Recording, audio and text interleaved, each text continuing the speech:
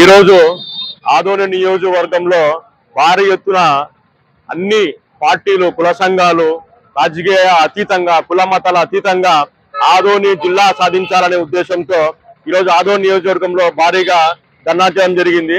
ఇక్కడ మనము ప్రస్తుతానికి ఆర్టీసీ బస్టాండ్ డిపోలో ఉన్నాము.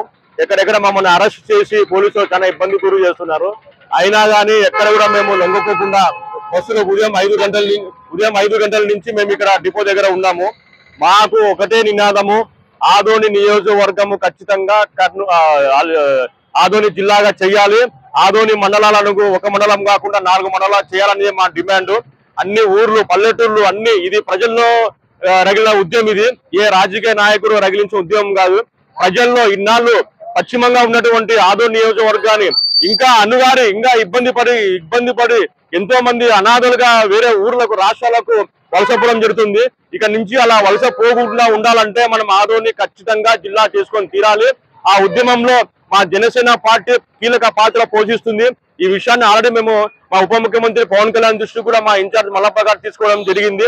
ఖచ్చితంగా ఆదోని నియోజకవర్గాన్ని కర్నూలు జిల్లాగా ఖచ్చితంగా చేసుకుంటాము. అన్ని వర్గాలు అన్ని పార్టీలు కూడా కలిసి ఈ ధర్నాల పాల్గొని ఎందుకు మనం కర్నూలు జిల్లా ఆదోని జిల్లాగా చేయాలంటే మనకు ఇండస్ట్రీస్ వస్తాయి, ఎస్పీ ఆఫీస్ వస్తాయి, ఎంఈఓ ఆఫీసులు వస్తాయి, అదే విధంగా పెద్ద పెద్ద కాలేజీలు వస్తాయి, డాక్టర్స్ ఎంతో మంది డాక్టర్స్ వస్తారు. ఒక గర్భిణీ స్త్రీ కూడా ఇక్కడ నుంచి ఏ చిన్న ప్రాబ్లం జరిగినా కానీ మనం ఇక్కడ నుంచి డైరెక్ట్ గా కర్నూలుకు రెఫర్ చేస్తున్నారు. అటువంటి కర్నూలుకు రెఫర్ చేయకోకుండా ఇక్కడే పెద్ద ఆసుపత్రులు పెద్దలు ఉండాలని చెప్పేసి ఆ ఉద్దేశంతో ఇక్కడ మన ఆదోని నియోజకవర్గం కర్నూలు జిల్లాకు దీటుగా ఆదోని నియోజకవర్గాన్ని జిల్లాగా చేయాలని చెప్పేసి మేము డిమాండ్ చేస్తున్నాము. నా పేరు మలిశెట్టి రేణువర్మ, జనసేన పార్టీ పట్టణ అధ్యక్షుడు.